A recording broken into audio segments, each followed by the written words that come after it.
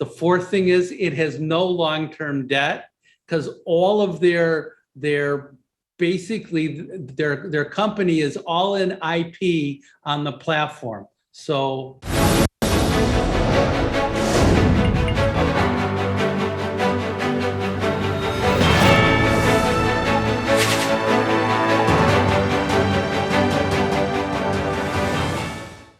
네, 월가 현지 동향을 생생하게 전해드리는 버나드 케인과 함께하는 미국 주식 시간입니다.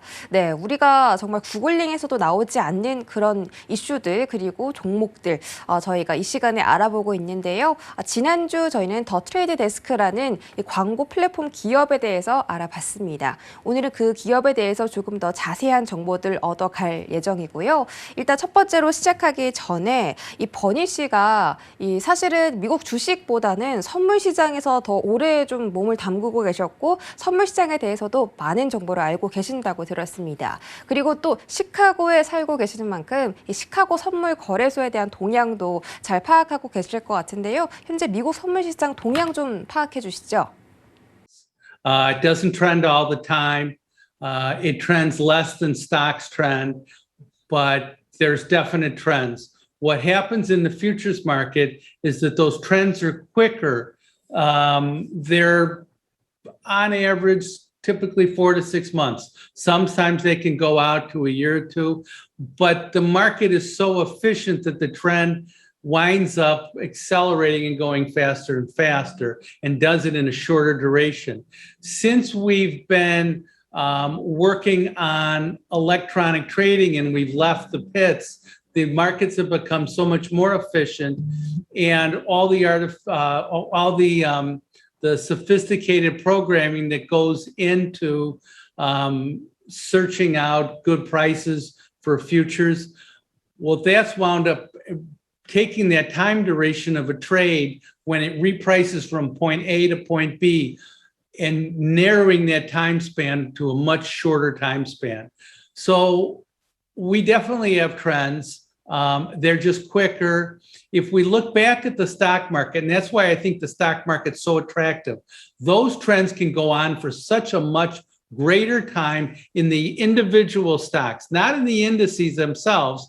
That's still a good trade, but the individual stocks. And part of the reason is companies are in the business to make money. Okay, so it's that piece of ownership that you have of a company is an earning asset piece of ownership. So over time, they can really grow and really grow and really grow. If we look at Netflix, like we talked about a few weeks ago, from 1997 to today, Netflix is up 500 times. Okay, if we go back and we look at the price of soybeans over the course of the last 10 years, they've basically gone from $8 of a low to $16, $17 as a high. So only like increasing 100%. And you can look at the same kind of things for oil outside of the window that we had with the whole COVID issue when we went negative oil. But typically we go, say, $20 to $70. But we don't increase it 500 times. And we've had great increases, like if you think about Amazon, if you think about Microsoft, there's so many great companies that have gone to multiples of what they were. So the trend, really, the great trend, the easier money trend is in the stocks that we talk about as opposed to the futures markets that we all trade. 네, 선물 시장에 대한 동향 파악해드렸습니다. 오늘은 지난 시간에 이어서 인공지능을 활용한 광고 플랫폼 기업이죠. 더트레이드데스크에 대해서 설명 다시 한번 들어보도록 할 텐데요. 지난주에 이어서 오늘은 어떤 정보 좀 전해주실지 점검 다시 한 번만 부탁드릴게요. The Trade Desk is a company that is basically built out a platform using artificial intelligence to be able to match advertisers, their customers, to be able to allow them to be able to buy the most cost-effective, best way to be able to market or advertise their products to the buyers of those products. So That's what Trade Desk does. It provides artificial intelligence. It's a platform to be able to allow the advertisers to buy specific advertising so that they can directly market to the people that they want to sell their product to, whether that be a female aged 30 to 40 years old that wants to buy a certain pair of dress shoes, or it may be to somebody that wants to buy a certain kind of a book, or it may be somebody that wants to buy a certain kind of a video game. And they can access the most efficient way of hitting that target market without causing additional spending by trying to tie in indirectly other potential viewers of their ads that won't buy the product. 네, 코로나19가 지금은 전 세계적으로 유행하면서 타격을 많이 받는 기업들이 생겨나고 있는데요. 이 더트레이드 데스크도 좀 영향을 받았을 것 같습니다. 코로나 이후의 주가 상황은 어떻게 됐을까요? When we hit COVID, the initial concern for the trade desk was, oh boy, we're going into a recession and companies will not make as much money. Therefore, companies will not advertise as much because the buyers won't have enough money to spend, and trade desk price of the stock went down. That's one of the risks in advertising, generally speaking. But those risks are usually, I don't want to say they're temporary in nature, because companies will always continue to advertise to be able to find their buyers. But that's one of the risks that we had last year in COVID. There are other risks in the stock. Say, for example, Google Ads, okay? Google Ads basically tries to market advertisers on their platform to be able to access their customers so they can sell direct. And there is a risk that the advertisers go direct to Google Ads or Amazon ads or anything like that and go direct. But if we think about it, okay, the trade desk, basically their only way that they're trying to appeal to people is they're trying to appeal to their advertising buyers. They don't care about anything but their advertising buyers, making sure those buyers get to the best, most efficient place to find their consumer. Google Ads they have their own platform. So Google's trying to make sure that not only do they please the advertisers, but they also have to please the platform, and they have to please the people that are clicking to be able to advertise into that.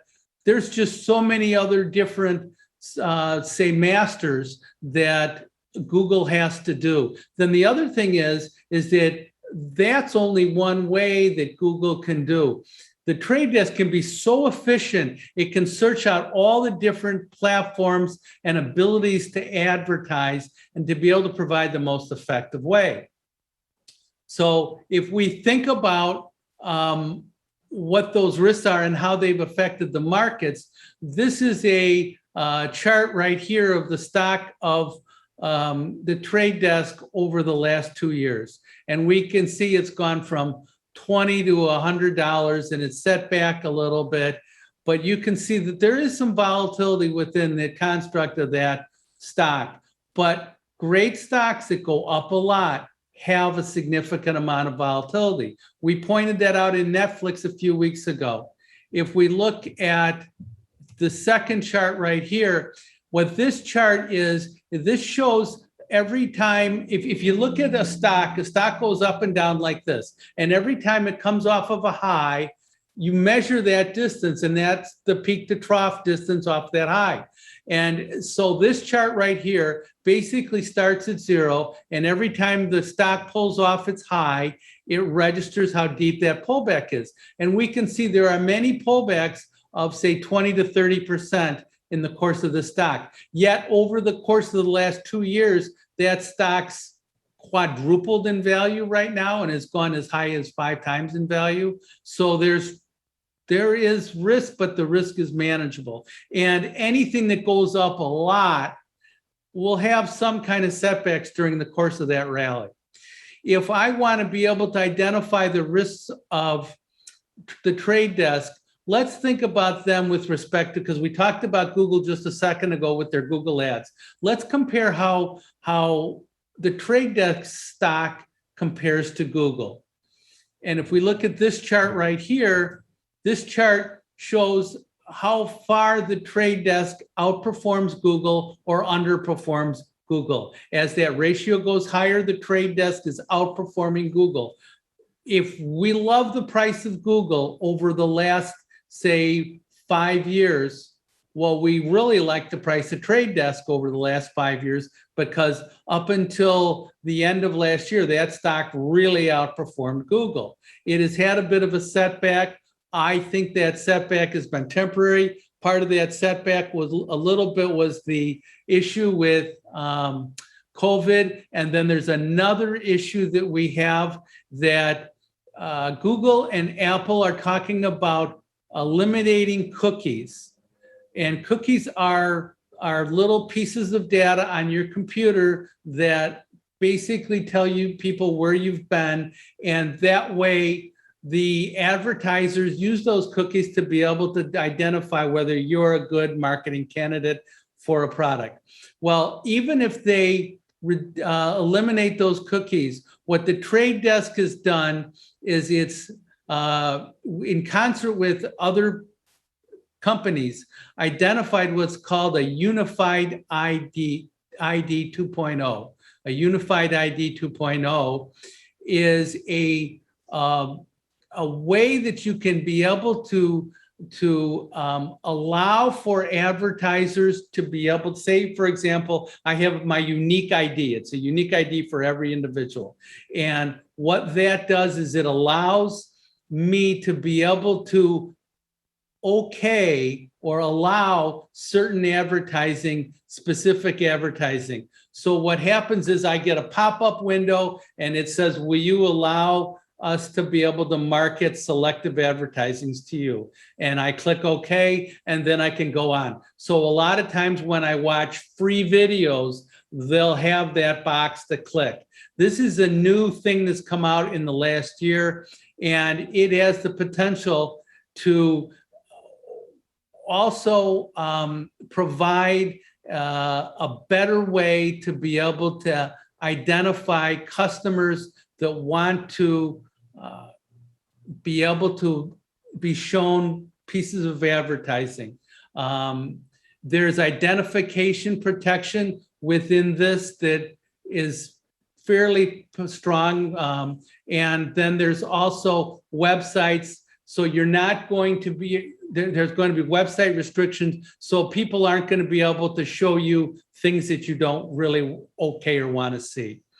So if we look at Google and we compare the trade desk to Google, the stock looks great. If we compare trade desk to the overall NASDAQ as a whole, if I compare it using the NASDAQ 100, the stock over the same period of time, 4 to 5 years, the stock has outperformed the NASDAQ 100. So as long as it can stay on a positive slope environment, and I look about this with the 20-week moving average on a weekly chart of that relationship, that stock is outperforming the NASDAQ.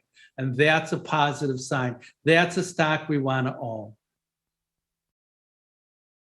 네, 더트레이드데스크와 구글 그리고 나스닥 이 세 가지를 비교를 해주셨는데 구글보다는 알려지지 않은 기업이지만 실적이나 주가 상승 면에서는 트레이드데스크가 더 활발하게 상승세를 키워가고 있고 또 나스닥의 상향 또한 트레이드데스크가 조금 더 아웃퍼폼 앞서가고 있다라고 설명을 해주셨습니다. 그만큼 성장성이 좀 강력하다는 뜻이겠고 또 선택적인 광고를 할 수 있다는 것이 참 메리트인 것 같습니다. 자, 더트레이드데스크에 대한 투자 의견 다시 한번 정리해 주시죠.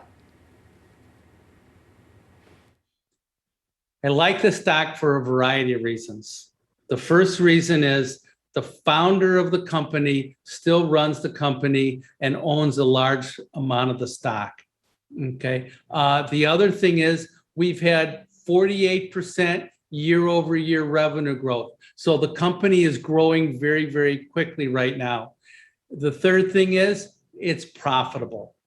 The fourth thing is it has no long-term debt because all of their basically their company is all in IP on the platform. So I think that's a tremendous thing. So profitable, great growth, no long-term debt. And don't forget, the customer retention rate over the last 7 years on a year-over-year basis is over 95%. So whatever they're doing, the customers that they get love what they see, or they wouldn't be coming back, because it's a competitive industry. So the trade desk has great artificial intelligence. It gives the buyer better access to potential customers on a more efficient basis and allows for measurable results after all is said and done. So it can go back and identify who's bought what from what, because they can identify advertisers that go directly to you or directly to me, and to be able to see, did we click to buy after we saw that ad? For those reasons, I think the company is great. It has a very, very small percentage of the total advertising space. We talked about $664 billion of ad revenue spent, of which programmatic advertising is only 3% of that so far. I think that's going to grow a lot. And on top of that, the trade desk only has 5% of that programmatic advertising to date. They're going to see tremendous growth internationally. I think that's why the stock is probably going to go higher over the next 3 to 5 years by a significant amount.